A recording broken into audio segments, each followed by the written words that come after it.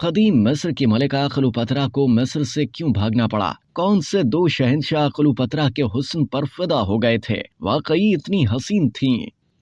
क्लीओपेत्रा तारीख की शायद वाहिद खातून है जिन्हें मरने के 2000 साल बाद भी सेलिब्रिटी का दर्जा हासिल है। पिछले 2000 बरस से उनके लाजवाल हुस्न पर अनगिनत पेंटिंग्स और मुजस्मे तैयार किए जा चुके हैं। वो मुतादिद नावलों, अफसानों और कहानियों का मौजू बन चुकी हैं और उन पर मुतादिद फिल्में बनाई गई हैं। लेकिन क्या वाकई तारीखी क्लीओपेत्रा इतनी ही हसीन और जमील थी? इससे कबल इस हैरत अंगेज खसूसियात की हामिल खातून के बारे में जानते हैं कि वो कौन थी। दरअसल क्लीओपेत्रा कदीम मिस्र की मलिका थीं। क्लीओपेत्रा शिशम 69 कबल मसीह में मिस्र के हुक्मरान बितलियोमस दुआज़दहम के घर में पैदा हुई थीं। जब वालिद का इंतकाल हुआ तो उसूली तौर पर इक़्तिदार 18 साल क्लीओपेत्रा के पास आना चाहिए था, मगर लोगों को औरत राज कबूल नहीं था, इसलिए उन्हें छोटे भाई के साथ मुश्तरका हुक्मरान बना दिया गया। मगर फिर क्लीओपेत्रा को भाई से ही जान को खतरा दरपेश हो गया।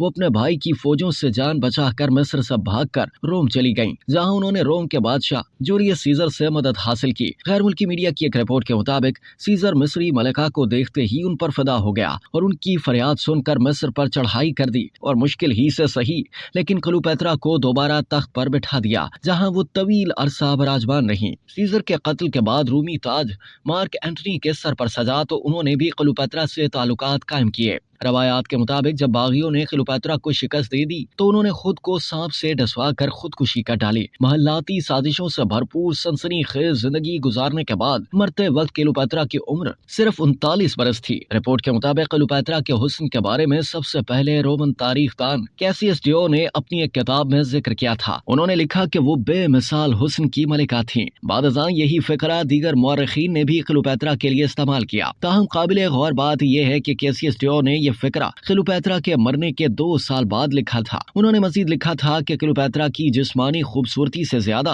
उनकी शख्सियत देखने वालों को मुतासर करती थी। रिपोर्ट में क्लीओपेत्रा के चेहरे की खूबसूरती के बारे में तजिया पेश करते हुए लिखा कि क्लीओपेत्रा के दौर के सिक्के अब भी मौजूद हैं जिनमें उनका चेहरा दिखाया गया है। इनमें क्लीओपेत्रा की नाक लंबी और टेढ़ी नजर आती है और थोड़ी भी कुछ ज्यादा ही उभरी हुई है। मजीद ये कि उनकी गर्दन पर चर्बी की तहों से ऐसा लगता है कि जैसे वो गलहड़ की बीमारी का शिकार थी। इन सिक्कों में कोई ऐसी चीज नजर नहीं आती जिसकी बिना पर कहा जा सके कि क्लीओपेत्रा वाकई किसी असातीरी देवी की तरह हसीनो जमील थी। लेकिन ये भी तो हो सकता है कि सिक्का साजों ने जानबूझकर मलिका की ऐसी तस्वीर पेश की हो कि वो कमजोर नजर न आए बल्कि सख्त गिर हुक्मरान के रूप में दिखाई दें। रिपोर्ट के मुताबिक दूसरी तरफ चंद ऐसी हम असर पेंटिंग्स और मुजस्मों में मुमकिन तौर पर क्लीओपेत्रा को दिखाया गया है। इनमें भी क्लीओपेत्रा के कमो बेश वही नुकूश दिखाई देते हैं जो सिक्कों पर कुंदा हैं, जिनसे इस ख्याल को तक़वियत मिलती है कि क्लीओपेत्रा ऐसी नहीं थी जैसे अफसाने बने हुए हैं। रिपोर्ट के मुताबिक फिर सवाल ये भी पैदा होता है कि क्लीओपेत्रा में कोई तो ऐसी बात जरूर थी कि रोमन दौर के 2 अजीम तरीन शहंशाह उनकी खातिर हर हद से गुजर गए।